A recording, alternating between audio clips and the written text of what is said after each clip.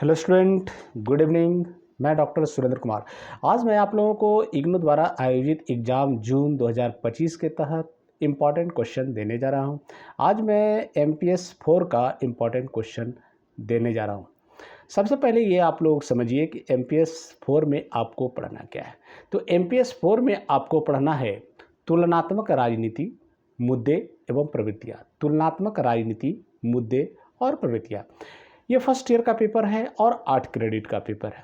तो जो भी 8 क्रेडिट का पेपर होता है उसका एग्जामिनेशन का समय जो होता है वो 3 घंटा का होता है।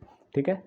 फिर उसके बाद क्वेश्चन का जो फुल मार्क्स जो होगा वो 100 मार्क्स का एग्ज़ाम होगा और उसमें 40 नंबर का 40 नंबर आपको उसमें लाना है। और ग्रुप होगा, ग्रुप ए और ग्रुप बी, तो दोनों को मिलाकर 5 प्रश्न का उत्तर आपको देना है। वर्ड लिमिटेशन है, 500 वर्ड में आपको प्रत्येक प्रश्न का उत्तर देना है। अब चलिए कॉपी पेन निकालिए और नोट कीजिए कि कौन कौन से इंपॉर्टेंट क्वेश्चन बनते हैं जिसको पढ़ लिया जाए तो परीक्षा में उससे प्रश्न जरूर है। तो पहला जो प्रश्न है, तुलनात्मक राजनीति की प्रकृति और महत्व की चर्चा कीजिए। तुलनात्मक राजनीति की प्रकृति और महत्व की चर्चा कीजिए। ठीक है। आइए जो नेक्स्ट जो प्रश्न है उस पर चर्चा करते हैं। संजातीयता का अर्थ स्पष्ट कीजिए। संजातीयता का अर्थ स्पष्ट कीजिए और इसकी मूलभूत विशेषताओं की व्याख्या कीजिए। फिर मैं वह प्रश्न को दोहराता हूं कि संजातीयता का अर्थ स्पष्ट कीजिए और इसकी मूलभूत विशेषताओं की व्याख्या कीजिए। ठीक है। आइए नेक्स्ट जो प्रश्न है उस पर चर्चा करते हैं। विश्व प्रणाली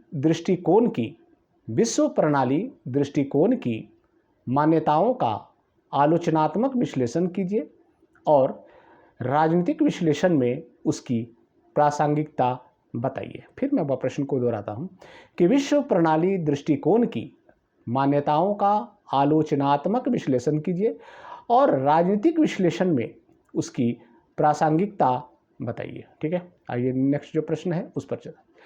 निर्जातीय राष्ट्रवाद क्या है? निर्जातीय राष्ट्रवाद क्या है? निर्जातीय आंदोलन के उद्भव के लिए उत्तरदायी कारकों की चर्चा कीजिए। फिर मैं वह प्रश्न को दोहराता हूं कि निर्जातीय राष्ट्रवाद क्या है? निर्जातीय राष्ट्रवाद क्या है?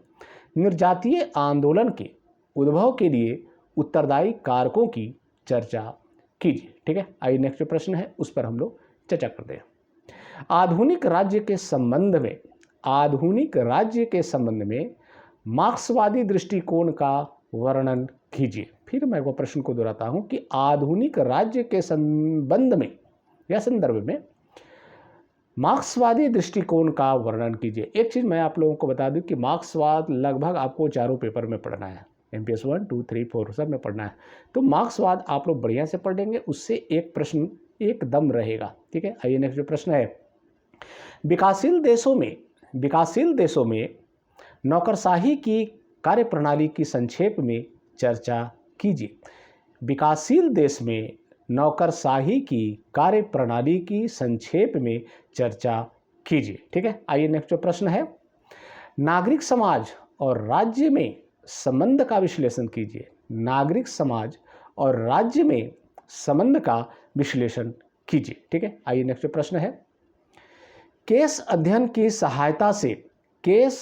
की सहायता से किन्हीं दो देशों में सैनिक हस्तक्षेप का विश्लेषण कीजिए। फिर मैं वह प्रश्न को दोहराता हूं कि केस अध्ययन की सहायता से किन्हीं दो देशों में सैनिक हस्तक्षेप का विश्लेषण कीजिए। ठीक है। आइए नेक्स्ट जो प्रश्न है, राष्ट्र राज्यों पर क्षेत्रीय एकीकरण के प्रभाव का विश्लेषण कीजिए।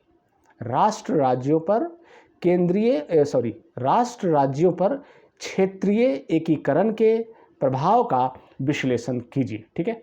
आइए नेक्स्ट प्रश्न है, राजनीतिक दलों की प्रकृति और वर्गीकरण की चर्चा कीजिए।